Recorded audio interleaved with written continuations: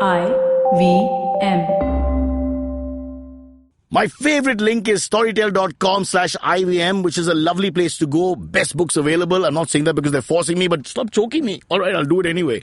Dale Carnegie, personal hero of mine. Loved all his books, read most of them. How to Win Friends and Influence People is fabulous. That's why I'm talking to you in this way. I am hypnotizing and controlling you without your consent, but in a sense with it. And this is only done if you understand the power of reading and Dale Carnegie's thoughts and philosophy. How to Win Friends and Influence People.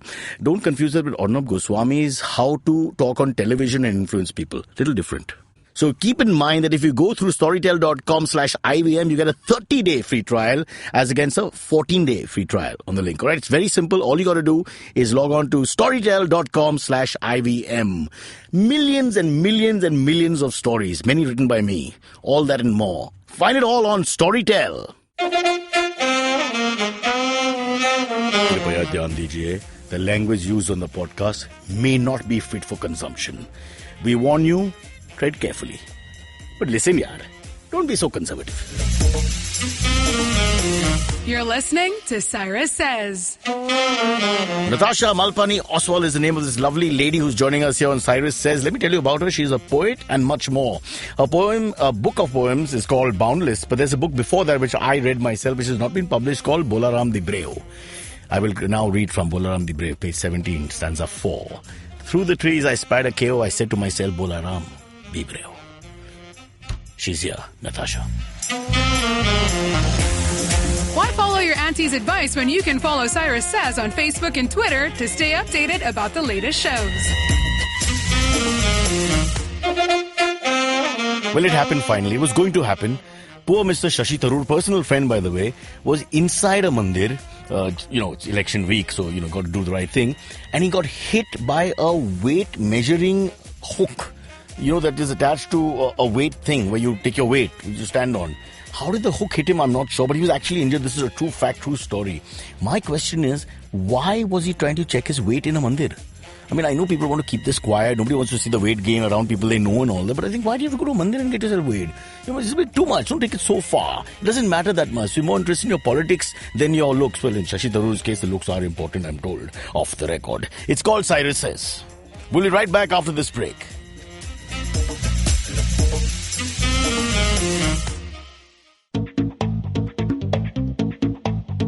Advertising is dead. Yep, you heard me right. Advertising is dead. We're all in the content business now. Let's not call it news, TV, radio, etc., etc. It's all content, and we're in the middle of this weirdly exciting phase where all the borders and lines that have been drawn over decades has been swept away by this lovely thing called the internet. We're a show where we don't dwell on just the stuff that is now, but rather the wider stuff about advertising, media, content, and the whole goddamn circus surrounding it. Tune in every Tuesday for our weekly unboxing of the mystery box we used to call advertising. I'm Varun Dugirala, co-founder and content chief at The Glitch, and this is my new podcast, Advertising is Dead. All right, the show is called Cyrus Says because my father initially put money into the show, not much. And so after episode 2, we decided why change it. We had some options. Amit wanted to call it Amit. He's the producer. Well, he's the boss of the entire outfit. CEO, CFO, whatever. Abbas also wants his name mentioned, so I'll say it twice in the show. Abbas, that's twice. It's done. Never mention it again. Now let's talk to our lovely guest who's come all the way from where? South Bombay. South. You wanted me to say that. You're preaching to the choir. Don't. Where do you think I've come from? I still live with my parents. Natasha Malpani Oswal is a big believer in the power of storytelling. Now I'm reading a real fact here. You currently lead Dice Media, a fast-growing media startup in Mumbai. You hold an MBA from Stanford and Masters from Oxford and Cambridge. How both? So I did immunology at Oxford and then development at Cambridge. Now you have to talk to me like I'm an infant. You did what? So I studied the immune system. So I was a cancer research scientist. What are you saying? Yeah. So some sort of medical research? Yeah. So I did cancer research. Cancer research in Oxford? Yes. And then why did you go to Cambridge? So I decided that I hated science, didn't want to work in a lab. I'm super extroverted. So I said, you know what, I want to help people, but not working in a lab watching cells grow. You wanted a bigger goal than, curing cancer. Some higher... A more fun goal. Fun goal, all right. So you skipped over to Cambridge and? So I studied development. Okay. But then I basically realized that actually you can't really study development in the UK because, my Because of professors Brexit? hadn't really lived in a developing country. All my Have you been to South Hall? classmates, It's a developing country only. all my classmates who also came, from very privileged backgrounds. So I thought, this is not working. So I ended up moving to impact So you investing. had what is called a Miss India moment. Because I noticed when we used to do these Miss India contests, they would talk about all these things which they have no idea about, like poverty or child hunger or women empowerment. Exactly. This is before Rahul Gandhi, by the way. I'm talking about early 2000. And so very interesting. So you suddenly were there and you said, oh God, why? This is not the right place. We don't know what we're talking about. Yeah, I was just a very condescending take on what it means to help people. I love condescending people. Please continue. Why did you stay there? So then I basically decided, I don't want to just study development or policy. I actually want to make a difference. But like you said, you can't really make a difference unless you have money. Right. Someone needs to invest something. So Correct. I moved to impact investing, which is basically you try to... How did you became an investment banker? Yeah, I was an investor. But impact investing. So you invest in education and health. So you try to But make what about the money. investment in first Oxford and then in Cambridge? Wasted. No, I used both. I invested in health. You invested in health in a way. Yeah. All right. So all this in such a short period of time. Okay. So let's quickly look at the graph then. From there, you came back to India. So I worked in investing for 5 years. I Where? helped set up a fund in London. Okay. But can you talk with a London accent so people know you're authentic? Because otherwise people think we call anyone here and just make up stories. You know what? I really tried the entire time I was in London. Come on. I Surely can't be it fancy. that bad. Please. Come on, Natasha. Otherwise people will think I'm a fraud. I am a fraud. But, come on. Give us 2 lines like you talk to your, business partners or whatever. I mean, come on. They're all Eton and Harrow and Oxford. So they all have proper accents. I've tried to be fancy many times, but it doesn't work. Can I give you? I'll tell you what will work. We'll do a nursery rhyme because then you'll be able to say it properly. Okay, so you go let's for do it. Baba Black Sheep in a London accent. Oh, God. Baba Black Sheep. Have you any wool? Very nice. Very nice. It had moments. It's not very Englishy. It had not moments. very good. The good thing is that you kept your identity. Exactly. So we'll save you. Don't worry about it. Okay, so you became an investor, impact investor. What does that mean exactly? So, you know what? Everyone in impact investing also asks this. What does it mean? It's undefined. 5 years after working in the line. Yeah. But you basically try and have impact, so help people in some way and make money at the same time. Mm-hmm. So it's called double bottom line investing. So you can invest in education, health. So I invested in aging, Go slow.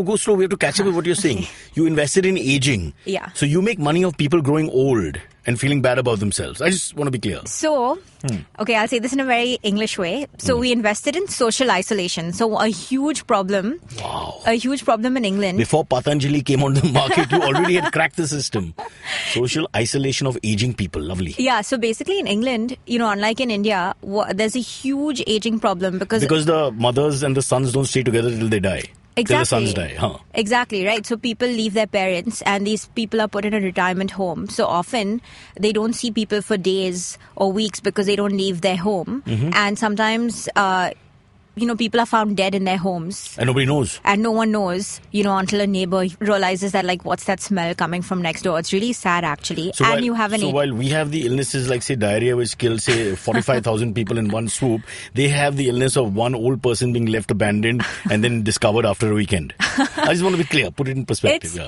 But and because the population is aging, right? 50% of England's population is going to be over the age of 70 in 10 years. What are you saying? So it's a huge problem. So basically, you need to find ways to invest in helping this population stay healthy and connected. But how do you help them? If they've already been abandoned by their next of kin, then what do you do? Yeah. Get them a dog? No, so you basically you build retirement communities for them. But they're already in a retirement community, you said. You create a community. So they're in a retirement home, right? You actually help them make friends. But the home has other people. I've seen Derek. I've seen Ricky Gervais's best work. Isn't it like a club of sorts? You basically, each person lives in their own home, but you have to create a community. So you basically I'm not understanding. So they stay in their own home and then you bring other people to the home. So it's like a party for old people. Basically. Wow. Or I can't wait to get old. You sold me. I love the concept. So do they go to a home which is like a club, which is what we see sometimes in fancy films? Definitely not. You're getting too excited. But I'm closer to old than you are, actually. I'm already old. And I've been researching this because I realized looking at my parents and other people's parents, why we Indians look after them and everything's good and all that. After some time, their life looks a little redundant, and they're living your life. Everybody gives them respect and reverence and all. But, there's no meaning in their life beyond a point because they don't have enough of their own life. So I was just looking it up. Bangalore has a place, etc. here and all that. So I just want to ask you. So is it like because I want a club. I want the ladies. I don't care how old I am. I don't care how old they are. But I want to still have that twinkle in the eye. So you basically do 3 different things, right? One is you give them a carer. Okay. So it's very Indian. So they have. So they basically have people go to their home, check up on them, make sure they're okay, take them out to community events. The second thing is you actually, like you say, you create community events. So they're not just staying at home watching TV. You get them out of their own home. And 3, you actually create friendship groups. So, for example, in Bombay, no one ever leaves, right? No. Like once you've got an apartment, so it's likely that you'll grow old and you'll still have your friends 20, 30, 50 years later. But if you're moving so much, then you don't have the same people I'm 47, I sleep in my mother's room now. Because my wife throws me out sometimes. My son is studying in the other room and all this. So I have to actually move in there sometimes. Yeah, so your mother will never have that problem. Well, she allows me in the room, but I think she's disgusted. She was hoping for better. Sorry. Yeah. So basically socialization is what you're talking about, getting them to meet other people and have a sort of life and a sort of independence also. Exactly. And some excitement, because I think excitement is important whether you're 50 or 100 or 225. I mean, it's basically proven that loneliness leads to you aging more quickly. Are you lonely, Natasha? Not at all. Wait, I'll say it again and play the right music. Are you lonely, Natasha? Play Jaws theme music throughout this entire program. No, we're laughing about a very, very important, sensitive subject, loneliness. Because I got to tell you, nobody understands that everyone can be lonely and it happens very quickly, right? For example, a husband dies and the wife is left alone, etc., whatever. And you can be lonely in a crowd also, in a sense. Also, you're stuck in a joint family, but you don't have anything to do. Everybody looks after you and all that. I'm going to write my own book about all this. I feel very bad about all this. The only thing is that I want an English accent first. I believe you can't be a successful author without an English accent. So you must teach me before we end how to speak like a Britisher before they exit their own country and there's nobody left but old people over 70 who need carers, who will come from India and then take all their jewelry. Where do the carers come from? Do they really come from India or they're from East Europe now, no? More or less? There are other poor countries. We've gone up. Natasha says nothing. Yeah, I don't want to be controversial. No, please be controversial. What is your point of view regarding India's state of finance, GDP, government, etc.? You would not like to speak. What about old ministers? Since ageism is your thing, in a sense. So, a lot of things are my thing. So I also invested in education. I invested in housing. Now, all this in England? Yeah, all in London. Because I was there for 5 years. Right. Yeah. And all these things did well? So, I mean, we'll see. These things take 5 to 10 years, right, to actually, for you to say, like, what was the outcome. But the education that we invested in actually did really well. That's something I'm thinking about maybe one day I want to bring to India, is we used to run these programs for... Yeah, we've not got much education in India. It's about time somebody brings it here. So you basically run these programs for underprivileged children who go to schools but do really badly because, for example, they don't end up attending enough because they have problems at home. So either their parents don't allow them to go to school or... Why would their parents not allow them to go to school? Because if you have, for example, I don't know, an alcoholic father or your mom has a mental illness, then you have to stay at home, take care of your siblings. These are odd cases. By and large, people all go to school, right? Well, yeah, but I mean, we're basically, because it was impact investing, you look at underprivileged children or children that come from troubled families and say, how can you improve their lives? Okay, are these the immigrants that we're talking about generally without being racist? Or is it... Oh. It's a mix. Like, I mean, you can come from a troubled family or not have money. Right. Regardless of, where you're from. You could have invested with the Conservative Party and before you know it, you're out of it. Yeah, I can understand. All right. Who do you favor for Brexit? Oh, God. I honestly did not think Brexit was going to happen.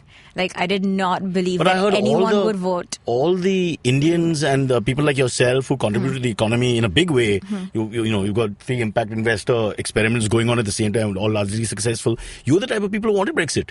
This is why what would I heard. We want Brexit? I don't know. You don't want any new immigrants. We immigrants are good enough. This was like racism on racism, I've actually seen this a lot with second or third generation immigrants, but because I'm first generation and I still have an Indian passport, I didn't have the privilege of thinking like that. You never felt, oh God, another brownie coming here, damn it.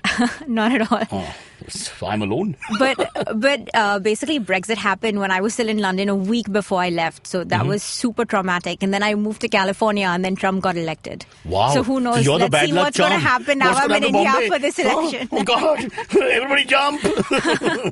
Natasha is coming. Okay, listen, the real reason we're here is because you're an author as well. And we will talk about everything else. We'll come back to everything else. I want to definitely discuss Dice Media. But you have published your first poetry book, Boundless. I have the cover with me. The woman looks like she's not wearing clothes. Am I right? Awkward pause? We can fill that in. Yeah, never really thought about that. Come on. You sit with the designer for days. Huh. Anyway, so now let me not interrupt you. You tell us. Where did the poetry... What are you, like a multifaceted sort of person? You've got this... you've changed universities, top of the line universities, that too. Then you've got into investment in a big way, and a variety of investments, not just one sort of subject. You moved from health to other things. And now poetry. Where does that come from? So I honestly had no intention of becoming a poet. So basically I'd finished my MBA in California, and I was coming back home to India. One after second, 10 years. I got to just remind everybody listening. So you've gone to Oxford, Cambridge, and now you went to America and an MBA as well. I went to Are you Stanford. extremely bright? I mean, without being immodest? Because you meet people like that, it's so easy for them to pick up degrees. And for some of us, you get it, after many, many years, you're 39 and you get, they send you from the University of Kalina, they send you a BA. That's awesome. It's not awesome because, it's taking you 26 years to pass philosophy, which is really wrong because philosophy could be anything. Sorry. So why the MBA? You're already educated. How much education did you want? So, again... Were you not challenged enough at Oxford and bloody Cambridge? I always wanted to study in the US. So I thought this was an amazing time. God, Indians and prejudices. Yeah. You went to England, then you scoffed at their system. Exactly. You caused I Brexit. was like, that's not good Brexit enough. started as you left, as you mentioned yourself. Then you go to California because you like almost like a racist thing. And then Trump turns up and it's all downhill from there. But okay, jokes apart, so you did your MBA then? Yeah, so I did my MBA and then I was coming back to India and just thinking, even though I grew up in India, I'd been in Bombay for 20 years before leaving. Okay. It didn't feel like coming home because, like you said, I'd experimented so much. Is it because the metro had started and you couldn't recognize anything? I have that feeling every time I come back from like even Delhi or Chennai or wherever. I mean, right now my commute is 1.5 hours each way. Yeah, please, again you're telling me. Yeah. I come to the suburbs, I go to Chakala. Have you gone to Chakala ever? Never heard of it. This is the most beautiful, this is a poetic moment. Let me say I understand poetry beautifully. And the fact is you're not even being mean. You're not even being mean. But somebody living Chakala is going to shove this podcast and say, ah! No, I hear your pain totally. So yes, we discover these places. Yeah. Desperation in your work life and success, both are terrible things. It'll take you to all these places. Interrupted you. You were in Stanford and you never thought of why the poetry? How did the poetry bug start? Yeah, so basically I was just reflecting on the last 10 years on all this like experimentation I'd done, and I was thinking I'm coming home, but it doesn't really feel like coming home because I'm so different, right? Plus I was concerned about moving back to India, trying to balance work and family. But you do, remember you've done a lot of things with your young life already. You've already done all these things. What more do you want to do? Yeah, so I was reflecting on what I'd learned from the experimentation. So I began basically just writing these notes on my phone app, just like to myself. Thinking like a diary sort of thing. Yeah, like a diary. And it just happened to be in the form of verse. So I basically ended up developing a rhythm. Who writes a diary in the form of verse? It's like you're on narcotics or something. Hello, dear, have no fear. It's Monday today. But my poetry doesn't rhyme. It doesn't? It's better than that, Cyrus. Oh, God. So you look down on us rhymers. I was going to ask you to rhyme a few things for me. Oh, damn. But... Kripaya dhyan dijiye. If you're a rhymer, you're lower in the grade of poetic circles. You'll be looked down upon and frowned upon. Yeah, so you were reflecting and you just did this as an experiment. You were sort of like therapy for yourself. Literally like therapy for myself, just to express my own feelings and fears. And nobody else saw this? No one else saw this. Not even a pal? Not even my husband. And so then, but in a super millennial way, I basically decided to share some of the poetry on Instagram. So just put it on Instagram, and I ended up having a good reaction. Which is the opposite of keeping it to yourself, right? Yeah, exactly. Okay. So I basically didn't say it. So what did you share? Do you remember which poem? Let's see, in Boundless. What was the first thing you... I think it was Homecoming, actually, because that was one of my favorite... Homecoming was a Rabindranath Tagore story, as well as the... what's her name? Andy Roberts' daughter, the actress? Julia Roberts' Netflix film. Okay, have you found it? Yep. Okay, can we read it? Sure. Don't tell me what to do. You made me. I am not you. You raised us. You are not my home. Now, your fears once rang in my ears. They are not mine. Let me go. Oops. Is this towards parents? This is towards, this idea of home and to some extent, my family. There's a bit of angst there. Yeah, I mean, that's what Changed poetry my is silly about. irreverent program knows. It's a poignant point and everybody listening will be like, oh, tell us more. Yeah, so, but that's what I was saying, right? Like, I'd basically been by myself for 10 years. I'd had a very independent May way I of ask living. why the angst, but you don't appear to be someone who suffered in that sense. It's basically, I think living in India is very different from living abroad, right? Like, you just have to live much more in a community and much less in an individual way. So it was more to tell, both sides of my family, because now I have parents and in-laws saying that, I do need my own space and I do need to make my own way. You're going to be a handful. I hope they don't listen to this show. I could advise them right now. They should migrate to England, where you don't want to go back to, and look after your investments there. It makes more sense. But it's interesting. Yeah. I'm going to ask you this I think we have to go into break. I'm going to ask you this. Do you think that if people, because I discuss this with other people all the time, I have lots of free time. Sometimes is it good to vent? Now you do it in an artistic way, in a poetic way and all that. But is it good to vent like this sometimes and take out whatever anger there is and perhaps it makes the person sort of happier with themselves?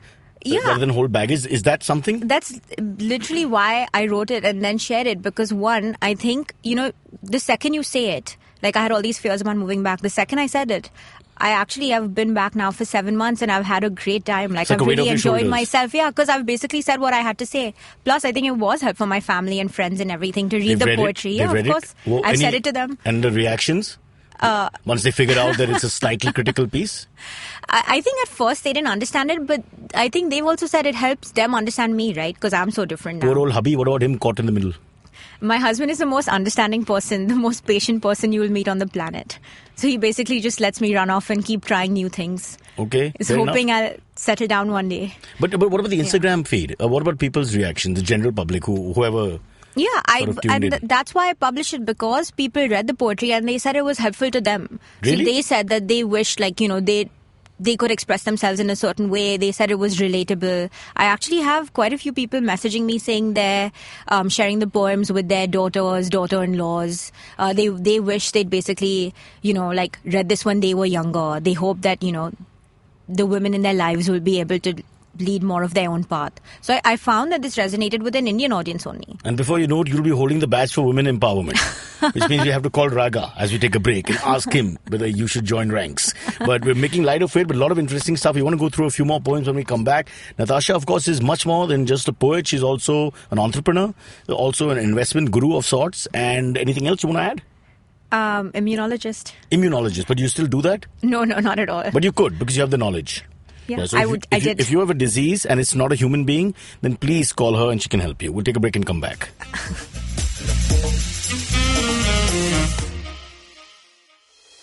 Hey everybody, we have a brand new podcast series by Bloomberg Quint called BQ Conversations, which covers a range of topics like business strategies, latest trends in technology such as cybersecurity and artificial intelligence, and also personal finance. Episodes are out on the IVM Podcast app or wherever you listen to podcasts. All right, Natasha is with us. Natasha Malpani Oswal. So Malpani is the old name. Yes. Oswal is the married name. Yes. Right, the big Oswal family. Which one? Mucho Mula? Yes. Okay, fair enough. I've run a few events for them, so I know. Boundless is the name of the poetry. Why Boundless? Stupid question to ask, but we must... Yeah. Boundless energy? Is it some sort of... No, because the message of the book is that each one of us can design and shape our own lives, right? Like, it's basically saying take the time to find your own voice, find yourself, design your own path. So the point is you are boundless. Okay, and there's boundless of different options here. So take us through a couple, which are... Now, we've seen the slightly woman empowerment, the sort of stating your case and saying that your head will not be bowed sort of thing. What else is there? Give us another subject. Yeah, so because I was writing these poems to myself and I was just thinking about my journey, there's poems about everything. There's poems about falling in love, losing someone that you love, loss, the idea of home, identity, what it means to belong somewhere. What about the real issues? Like standing in line for the cards, still the banks shutting too early. I mean, nobody looks at the other issues, parking nightmares, potholes. Will there be a book on that so that people like me can empathize also? Can you say something poetic about that? But if I start rhyming, you might spit on me in disgust and leave and think I'm an infant. Why are you against rhyming poetry? How dare you be so mean? I'm not at all against it. It just has to be good. Yeah, it's just like how these young comedians, they laugh at us because we do skits, which is like that old format of badly dressed people in silly avatars. cars and that kind of thing. Oh God, old comedians with beards dressed up as women. Ha ha ha. So nobody likes that. Okay, let's look at another one. Come on, which one? Cool. Okay, I can read a couple. A love one? Yeah, I can read Born. Let me find. Can I just quickly ask you, I read this just before, glasses. There's a very short poem called Place. I have found the best version of myself, but it's not where you choose to be. What does that mean exactly? So, this was basically me thinking about the fact that initially I had wanted to stay first in London and then California, right? And my husband really wanted to move back to India. So we had a lot of back and forth in terms of, what the idea of home I found means. the best version of myself is where you were, but it's not where you choose to be. So it's literal in that sense. Okay. And, Because, we both lived in so many places, right? So it's a constant conversation. My God, I'm worried about where you. do we settle down? It's almost like you keep grudges. I'm just thinking many years have passed, but now this damn thing is in the poem, in the book. So the poor fellow has to check it out every day. He'll remember that little, anguish or... but he'll remember that we resolved it very happily. Not everything ends happily. And you've kept a record of everything. So I'm just thinking, in a way, it could become really petty. He says that I have an amazing memory. I don't need to write it down. Really? I remember anyway. He knows. And each and everything that we have in Boundless, each and every little stanza is something which is strongly poignant in your mind, and if I ask you, you'll know about it immediately. As in the reference to context where it came and all that. So, yes, but not everything is personal. Some of it is also just observing other people's lives, right? My friends, my family. It's more a reflection on what it means to be in your 20s. There's no bad language. There's no F word and that kind of thing. For the younger generation, I believe you have to say the F word. I've watched Abbas on stage. He does it every 5 words. And sometimes just discussing mutton biryani. I don't understand why he has to say the word F. Yeah, but no bad language? I don't think you need to use bad language to express yourself. Yeah, you don't need to use bad... as long as you can express yourself. Sometimes I feel some artists are forced to do it. Some it just appears to be naturally part of their persona and some aren't. Whatever. Yeah. Sorry. You choose. Tell us. Okay. So I read Burn. Burn. I thought we were meant to be. Fire and ice. We crackled together once. I burned brighter. You got burned. I didn't hold back. You couldn't hold me. Okay, so now I'll guess this is about a guy who slipped away. He didn't have the testicles would be the right word he couldn't man up to you at the end of the day. Is that true? I detect a slightly sad expression. Actually, I don't know. I think it was more... it's more about a place. But it could be that. Natasha! It could be that. Montana, you tell me everything, huh? To be honest. We take it out of the recording if you don't like it. Come on. Yeah, it's more about a place. Is it? Yeah, it's more about a place. So which place are we talking about? Mumbai. Basically, story is... That's the only one that would make sense. Yeah. I was just thinking. No.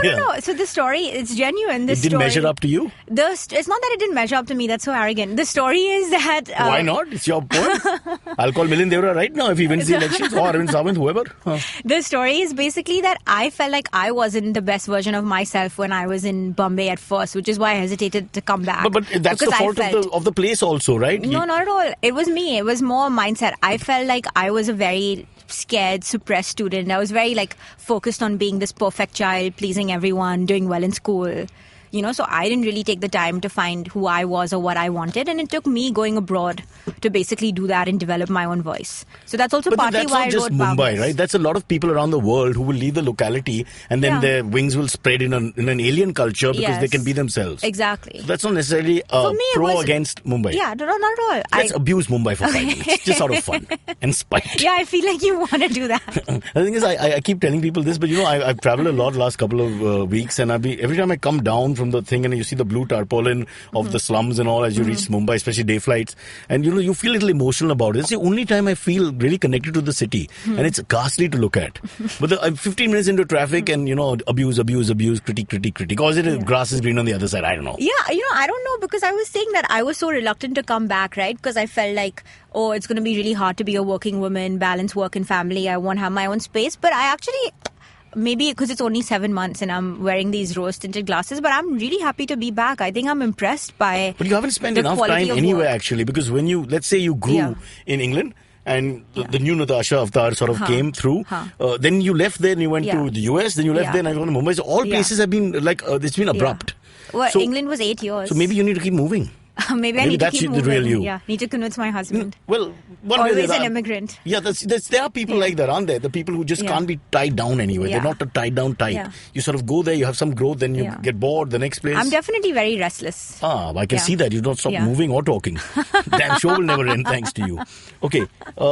Happy poem, happy thoughts purely are there? Yeah, of let's course not they're force happy it. thoughts. They're happy. Well, I like this one. I don't know how happy it is. There's a good message here. I think there's a positive message, but you tell me if it's happy. Yeah, I just remember Sylvia Plath-Nolan in literature class in Xavier's, and after 3 lines you'd be depressed yourself. Wait, I'll tell you 2. Let's talk about Bombay, because you've been talking about Bombay, right? So this poem's called Bombay. The city of dreams, hustle bustle, Bollywood business billionaires, and the poor touch, intersect. Never alone, even for a moment.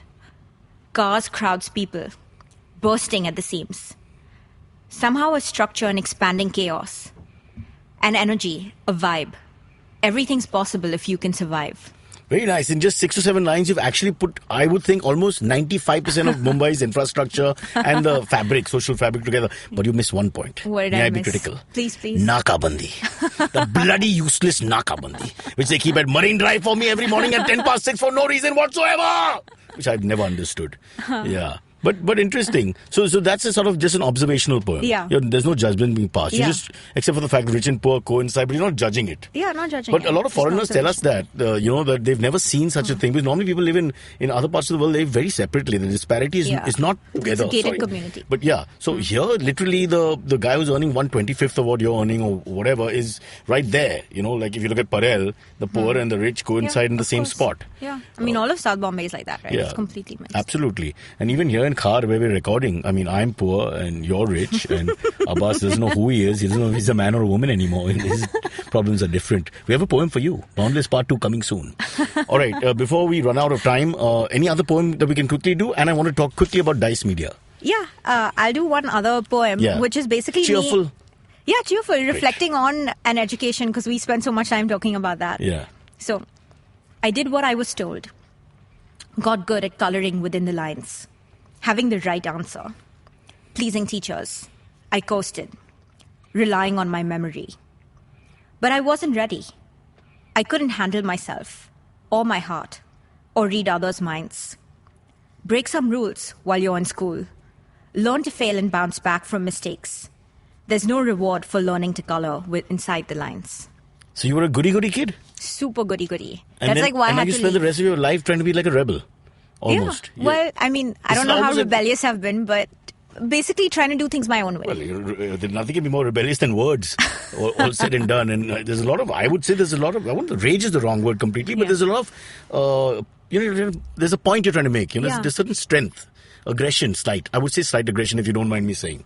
Yeah. But I'm a big believer, people have been discussing this again, that female energy, female Shakti is much more powerful than male energy. I'm a big believer in that. I'll give you my quick 2 bits on it. People like Jayalalitha or Mayawati or Uma Bharati or Sushma Swaraj or Indira Gandhi in the old days or whoever, women in India, which is such a chauvinistic society, for them to come up on top, they have to be ferociously more powerful than any male who equates with them for that position. And that's my belief. And if you're around them ever, you will feel that Shakti, the female power. Are you that person? Do you feel the energy? I'm scared. I'm sweating. And not because of the AC being put down. You bully. All right. Listen, so that's Boundless. It's so interesting that you have different facets to your character, and the fact that, coming from, I would say, conservative background, and yet, you're saying my voice has to be heard, and you're doing that. Is there a Boundless Part 2? Will there be an... I've actually... And will you continue with this thing that you do, which is writing down or quick points and thoughts? Yeah, so I do that. I've That been continues. So there's lots more, obviously. Yeah, so even while I've been here, I have been writing. So let's see. Do you correct it later? Do you ever do a correcting, or you're like Mozart, who once it's done, he doesn't touch it? So I edit while I'm writing the poem, but then not after. So you won't look at, if you do it on Monday, you won't look back 3 weeks later and say, I was a little too aggressive in that. No, because it has to be honest, right? Like, it has to be your feeling, your thought at that time. Because, I mean, some of the things I don't feel anymore, but the whole point is to capture a moment. So there will be more. I hope so. And what will it be called? Boundless will be the series, or there'll be new names? Mumbai Sucks is a great title.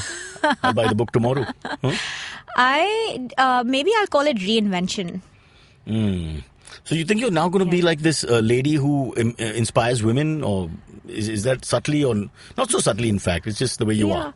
I mean, I don't know if you can aim to actively inspire someone. But I'm getting a sense that that's very much part of you, the fact that you want to punch above your weight all the time and show people, who you are.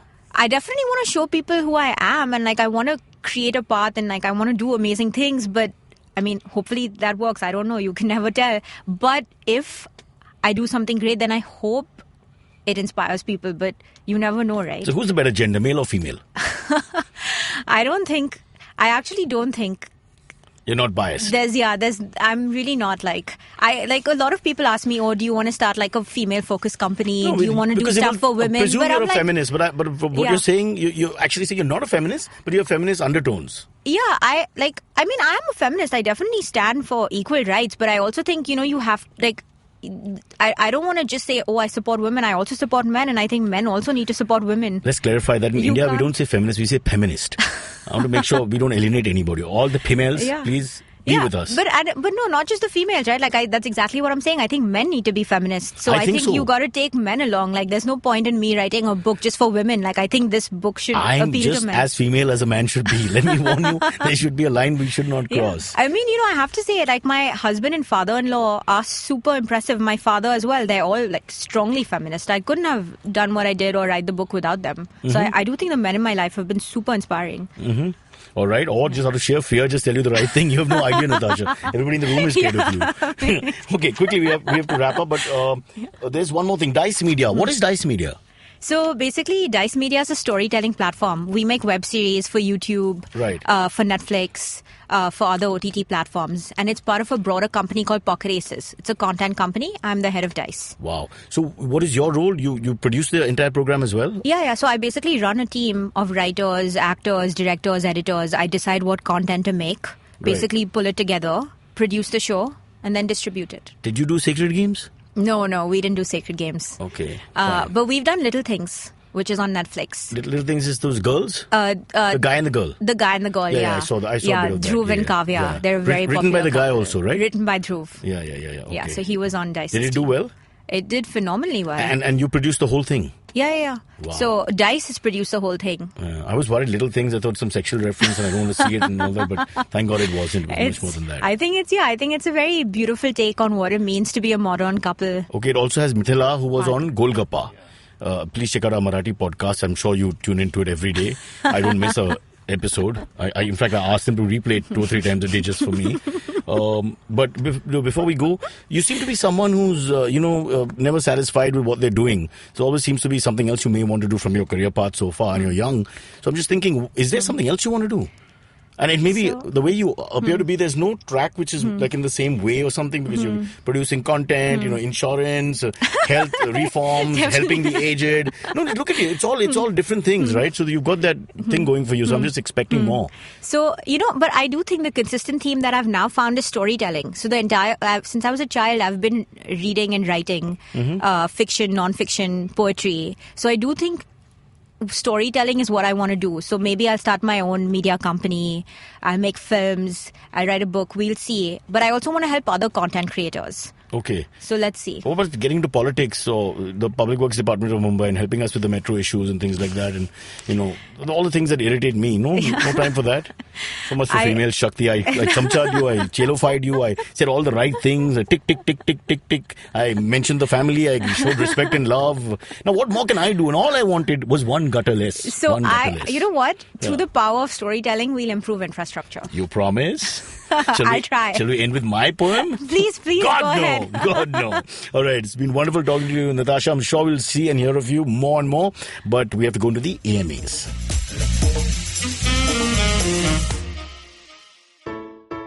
Hello, everybody. Welcome to another great week on the IVM Podcast Network. If you're not following us on social media, please make sure you do. We're IVM Podcast on Twitter, Facebook, and Instagram. This is a really exciting week. We've got 2 really big shows releasing this week. The first show is Dreaming with Your Eyes Open with Ronnie Screwwala. This is a companion podcast to Ronnie's best-selling book, Dream with Your Eyes Open. On this podcast, Ronnie shares his vast entrepreneurial experience and takeaways from each chapter with me. New episodes will be out every Tuesday. And also, don't forget to listen to the audiobook. The audiobook's available for free on our website and a whole bunch of other platforms. You'll find it wherever you look for it. The second show that we're really excited about is called The Note with famous journalist and news editor Maru Inayat. She cuts the clutter and analyzes the stories that matter to you. Join her on the podcast where she gives you pure analysis on what's happening around you. This week, she has a 3-part exclusive series about the Indian elections. Speaking of the Indian elections, also check out the latest episode of Thale Harate, Simplified, Ganatantra, The Seen and the Unseen, Election Soundtrack, and Cyrus Says, Cock and Bull for our thoughts on the elections. On The Seen and the Unseen, Amit Verma talks to David Bose, Executive VP of the Cato Institute, about being a libertarian in 2019 and how to deal with the resurgence of fascism and authoritarianism in politics. On Paisa Vaisa, Anupam talks to Mohan Jayaraman, Regional Managing Director at Experian Asia Pacific, about credit scores and everything you need to know about them. On Geek Fruit, Thinker Jishnu and Janam break down DC's latest entry into the DC universe, Shazam. On IVM Likes, the IVM staffers are joined by video producer Gauri Pandit to geek out over Game of Thrones. They talk at length about the final season, fan theories about the show's ending, whether the books will ever follow up, and a lot more. On Dating is Garbage, post an episode that discusses marriage, it's time to discuss live-in relationships. Kavya Bector joins the team to throw some light on arguments often raised against living in. And with that, let's get you on with your shows. If you have any questions for Cyrus, write to us on Facebook, Twitter, or Instagram. Or you can send an email to whatcyrussays@gmail.com. Okay, AMA time now, and we're joined. Natasha says bye. She has to rush and write a second book of poetry. But we're joined by Vivek Kaul, who sounds like a cricketer. You know, his kind of name is Vivek Kaul, under 19 wicketkeeper batsman from Bihar, apparently. Do you know where people can listen to you talk about Siddharth Kaul. Do you know where people can listen to you talk about cricket? Go ahead, plug. They can listen to you talking about cricket on this thing we do called Nanso. Left arm, not so orthodox. That's the one. Who thought of that? Bloody genius, I say, mate. Okay, Abbas and Amit quickly here as well. AMA time, let's get to it. Before we go into the AMAs, remember this guy called Tripoli who wrote in to us one day before your Bangalore show? Could have been the capital of Libya, but it wasn't. And Amit actually asked him to wear a bright pink shirt in the front row so that you can spot him and call him on stage. Are you kidding? He has written back, he didn't have to wear a bright pink stage because you called him and his wife on stage anyway. So he's written to thank you. He's like, thank you so much for the show. Let me see the picture again. He hasn't sent a picture, but he's like, thank you so much for the show in Bangalore. My wife and I were able to get your attention without having to wear a hot pink and purple suit. Purple suit is what I wore. So that's actually tongue-in-cheek, backhanded slap to the so-called anchor. He says, I guess you should be careful what you wish for because you said you talked to my wife while I tried to explain why I'm called Tripoli.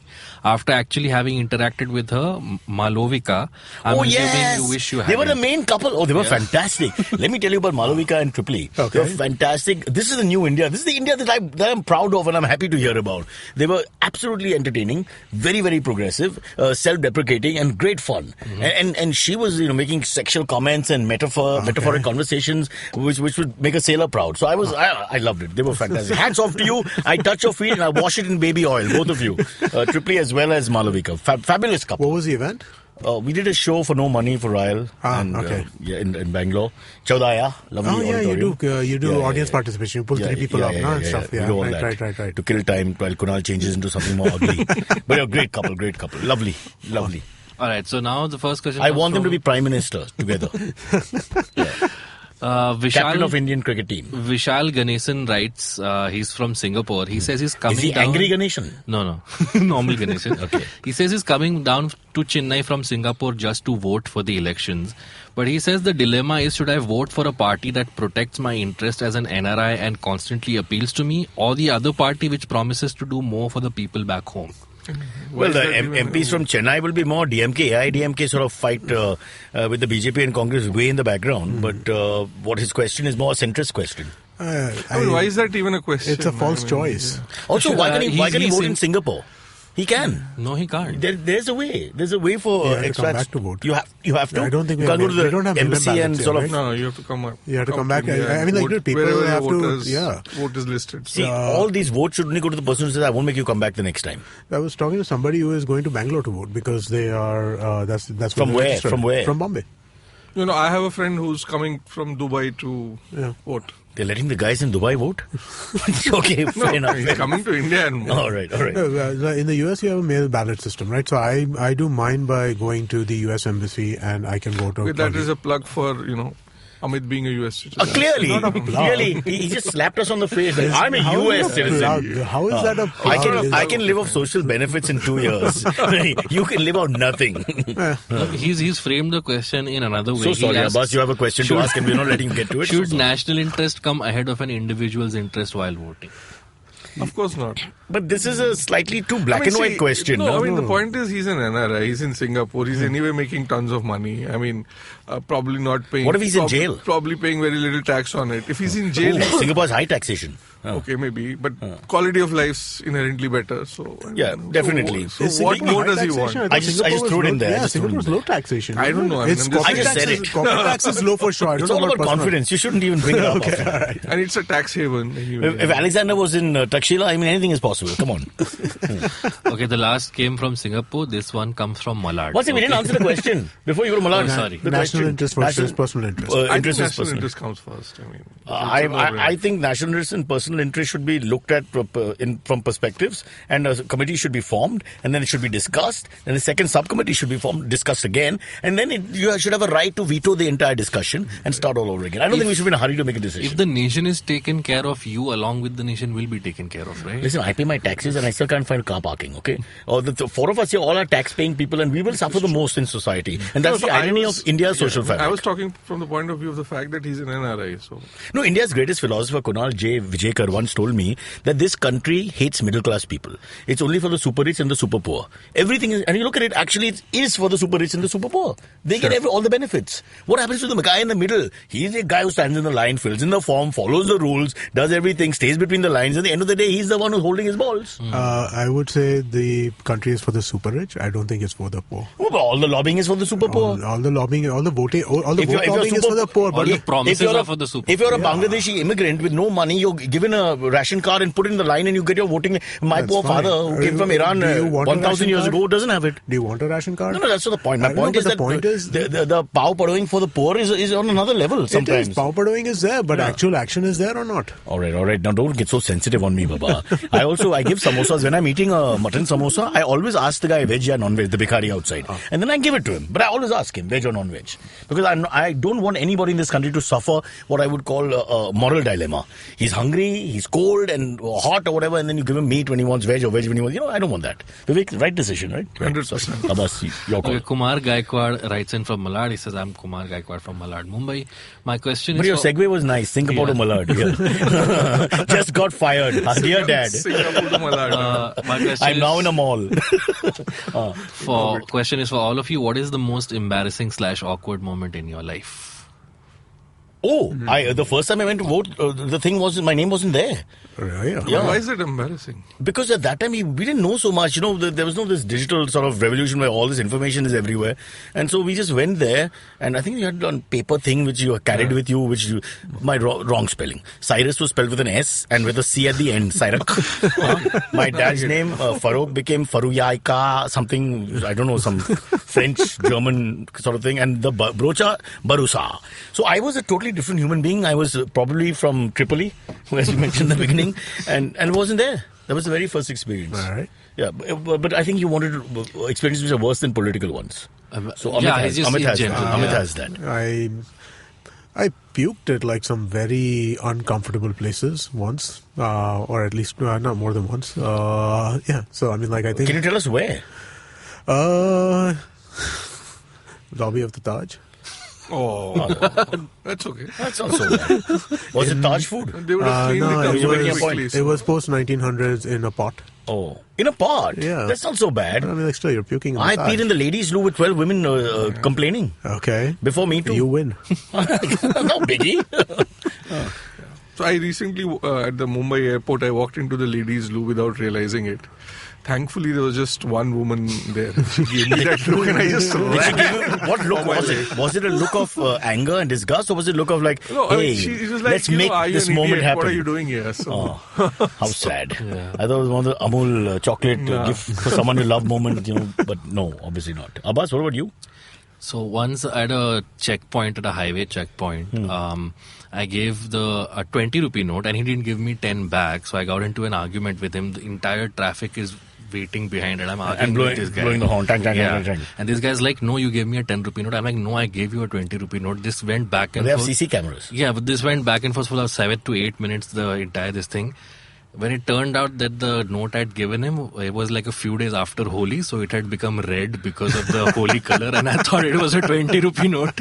And But he that's shoved it in my always face. carry Yogi Adityanath's notes, which are orange 200 rupees. And that's the safest note to give. Always keep that with you. Ever since the demonetization and the color changes can't happened, make out I what get is thrown what. sometimes. You guys get thrown. We grew up with those old notes which were so boring to look at. I get And now confused Monopoly. between the 200 and the 2000 rupee note all the It's time. really All the time. Orange and pink. No, the Yeah, color, but no color. The 2000, he's right. Yeah. I'm supporting you. 2000 should give me a bigger impact visually. I just feel it doesn't have enough. It's 2000 and it looks close to the brother of 200. I But honestly, purple, I give you purple. I kind of like the idea that these notes are Monopoly colors, right? Because you can look I at like it the and idea, tell. but what happened is the shape should be a little bit. I don't know. I just grew up with the idea that the size different thing numbers happens. matter. Yeah, but Ultimately, again, it's all paper money. But then at least, a note which has a bigger value should Right. also be a little bigger than a note which has a smaller value. but isn't there? Which is not true about the I US think dollar. 2000 should have a but pop-up. most places don't have that because you middle. have issues with like vending machines and automatic kind of I receptors guess and stuff that's like that, true, right? yeah. ATMs also have problems with that kind of thing. Hey, everything's relative. Einstein, brother, just make the 200 smaller. But then you have to, your ATMs have to change now. You can't dispense a So single that side they note did then. that anyway, na? I'll figure it out. Well, they did that in the last Anyway, SES, yeah. So when they demonetized, they had to recalibrate all But the ATMs. did they? But do you want to have to? Yeah, I heard some good continuously news. Do that? If the BJP loses, the Mahagathbandhan is going to re-demonetize. So we'll get new notes again. What fun it'll be for the whole country. Can't wait to see the new colors. Sorry, we're running out of time. Amit's got a bad cough, but thank you, Vivek Kaul, for being here. You've been a pleasure, an absolute pleasure. And remember, Left Arm Not So Orthodox exposes the underbelly of cricket and T20 culture. And Vivek will beyond. be on that. And Or Vivek he- will be on that. Or he might have been on that already. And then he'll come back again. So in a sense, he will be on that. I'll be back.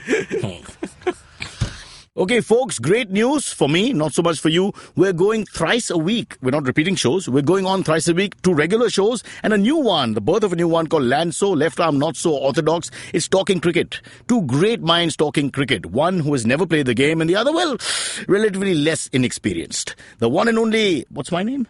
Cyrus Brocha. Lanso. New episodes every Wednesday. Okay, catch us on any of the podcasting apps, please. We beg you, we need you. Send us your questions on Twitter, on Cyrus Says In. Or you can email us, even if you're not female, on whatcyrussays@gmail.com. And that's what Cyrus says.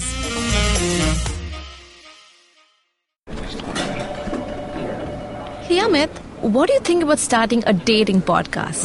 To be honest, I think that idea is kind of garbage. Sure, just like dating then. Oh, we could call it dating is garbage. We could talk to people about their sad dating lives. Okay, I'm not so sure about that. And we can discuss our terrible sex lives. Okay, definitely not that. We could talk about how there's no such thing as love and it's all a load of crap and nothing can ever truly bring meaning to our lives. Okay, you might need some help there. Alright, it's a yes then. Dating is garbage. Every week, we break down all things from dating apps, social media, texting, calling, dating rules, and more with some really cool people. Episodes out every Thursday on the IVM Podcasts app or wherever you get your podcasts.